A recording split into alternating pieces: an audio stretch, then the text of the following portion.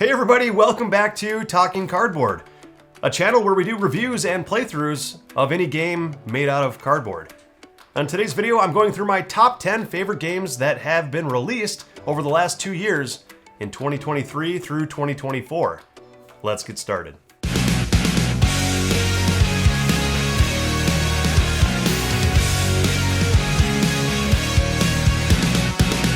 Okay, and here we are. Like I said, I'm going through my top 10 favorite board games that have been released in 2023 and 2024.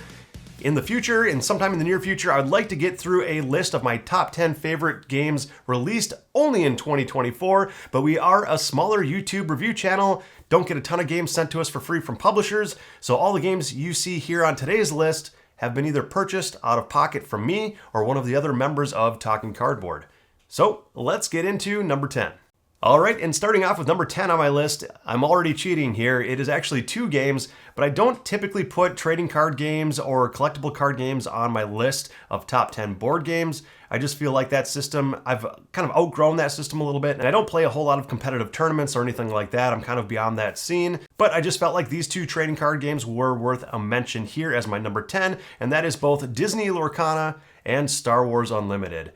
Both of the games are fantastic. If you're looking to get into a collectible card game or into the tournament scene, either one of these games are great. Depending on what theme you like, either Star Wars or Disney characters, both of the games are fantastic. They play a little bit differently. Disney Lorcana is more about you're trying to gather lore and play different characters and play songs from your hand and different Disney characters onto the playing field, and different characters can go on quests to gain lore, and the first player to get to 20 lore wins the game. Whereas in Star Wars Unlimited, it's more of the common thing you typically see with collectible card games, where you're just trying to attack your opponent to get their health down to 0 to win the game. But what I like about Star Wars Unlimited versus a lot of the other card games that have come out recently is that you have a main character that you can activate when you get to a certain point throughout the game. That's a very powerful Jedi or any other of the characters in the Star Wars universe that are very powerful and can really swing the game in your favor if you can get your main character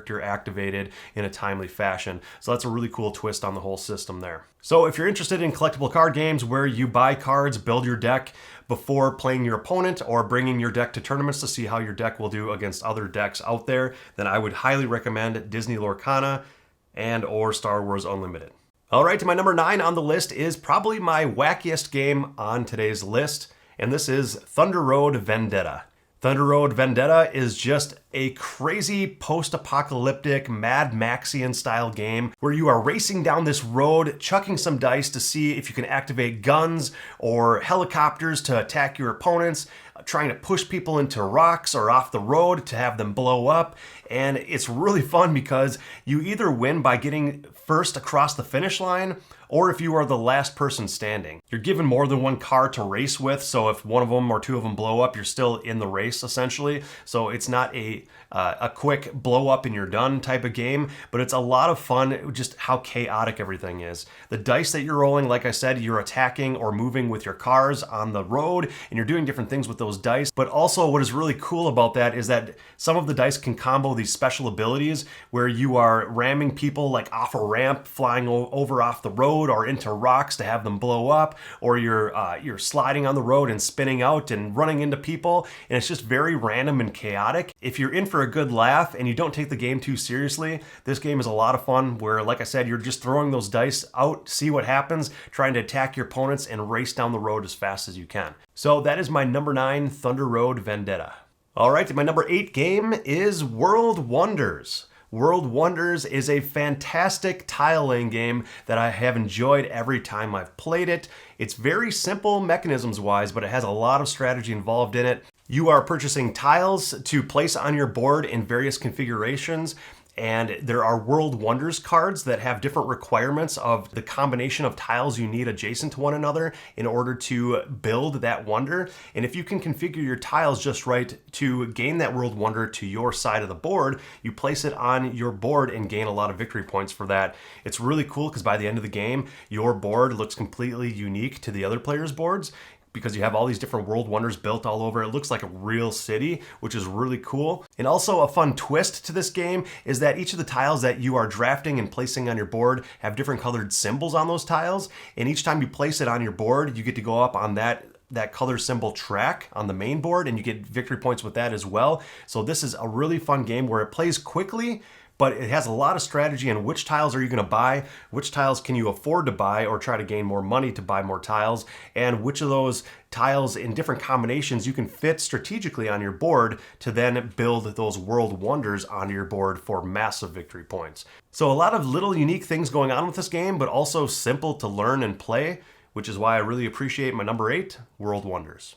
All right, and my number 7 game was actually just released this past Gen Con of 2024. I did not go, but Jerch from the Talking Cardboard channel did go to Gen Con and picked it up for me, and I am sure glad he did because this game is fantastic, and it's Video Game Champion.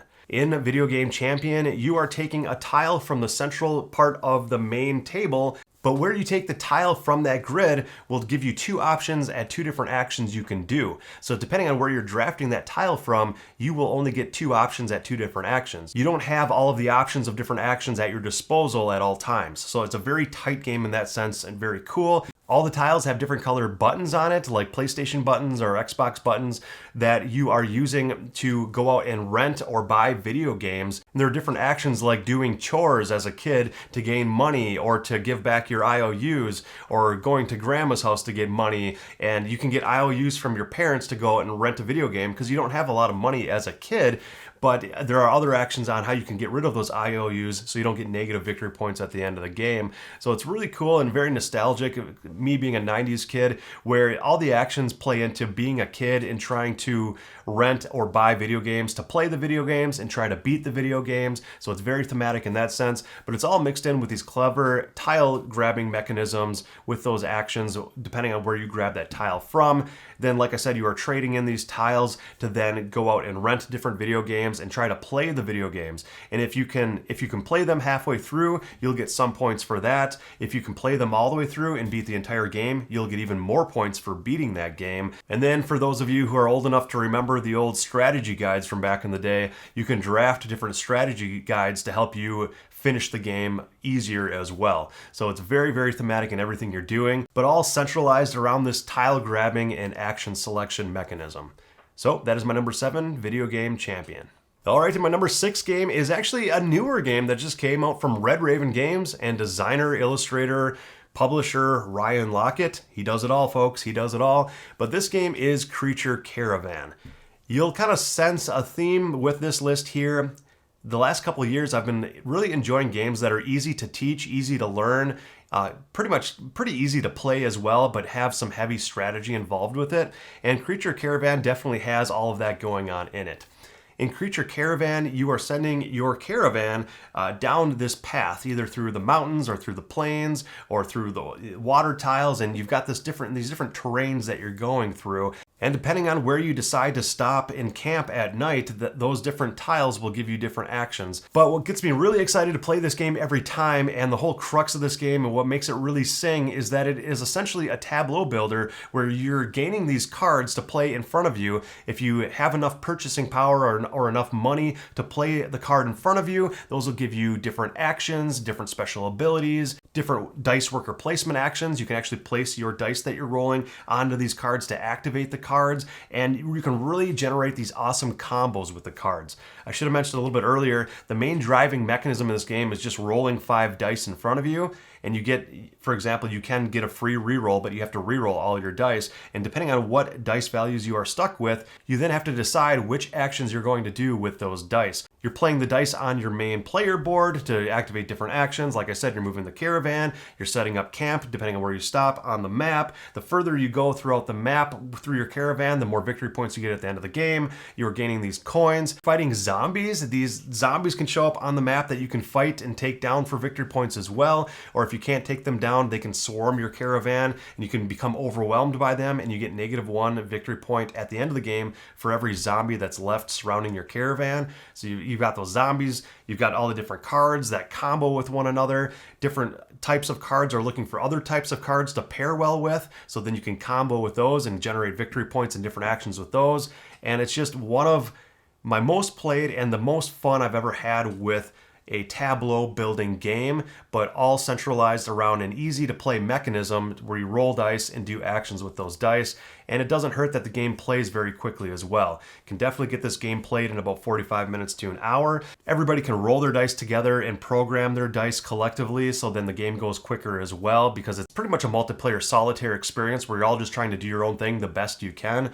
But it's still multiplayer solitaire set aside, this game provides a lot of cool theme and a lot of cool card tableau combinations that you can make in a short period of time. So that is Creature Caravan. All right, my number 5 game on the list is a game that just came completely out of left field for me. It is from Off the Pages Games. They do a great job thematically. The artwork brings you into the theme as well. And this game is based on a graphic novel series called Harrow County. Harrow County at its heart is an asymmetric abstract game, but you're doing a lot of cool thematic things even though it is an abstract. This game also plays up to 3 players, or with the expansion can play up to 4 players, where each of the 4 players are playing completely different asymmetric factions.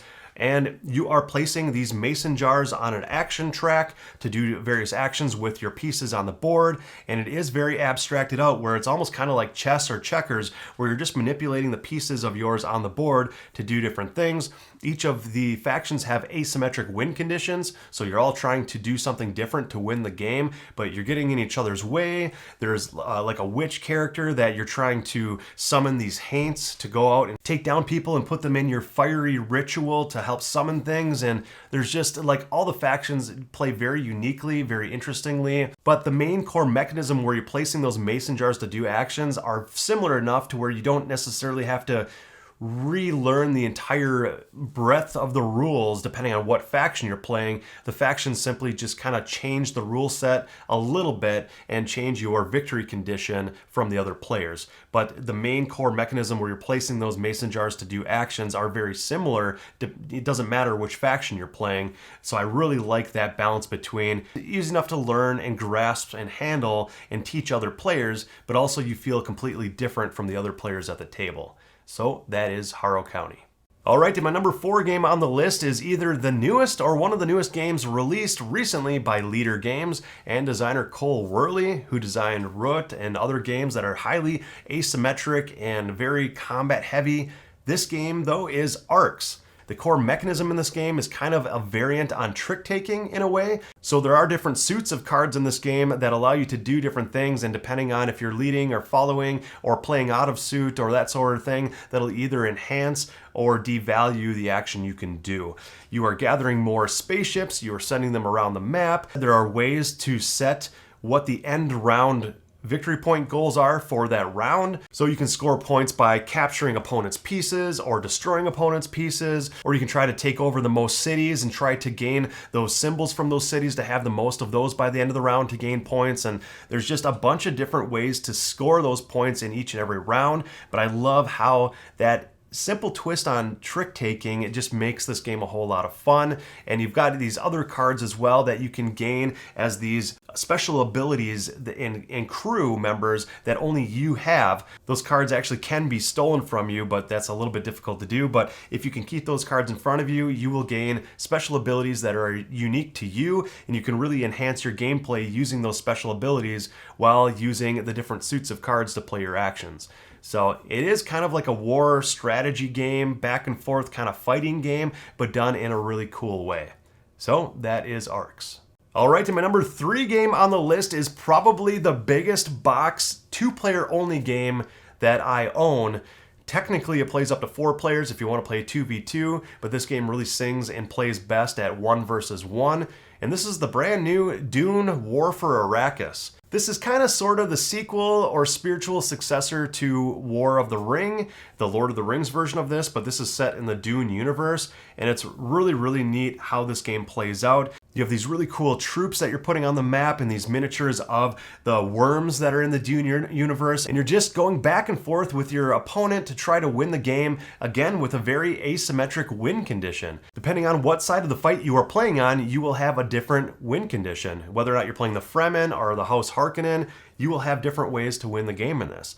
The Fremen player with Paul Atreides and all those other characters from the main book series and movies, what you are trying to do is you have these random goals that you are taking off of like a missions deck at the beginning of every round that you get to kind of draft and make what your end round goals are for that round. And if you can fulfill and succeed at those missions, you get points for doing that. So you're trying to race to get enough points to win the game by completing these missions on the board. So it's not just an all-out free-for-all, go out and try to kill House Harkonnen and all of their characters and that sort of thing. It's more strategic than that. And you have these various missions that you don't necessarily need to go out and kill people to complete. You've got different goals on different parts of the board and in various ways to get points. And then if you're playing the other side, House Harkonnen, you are kind of trying to go through the map a little bit more headstrong and take down the Fremen player because they are hiding these victory point tokens that are face down at their various campsites around the board.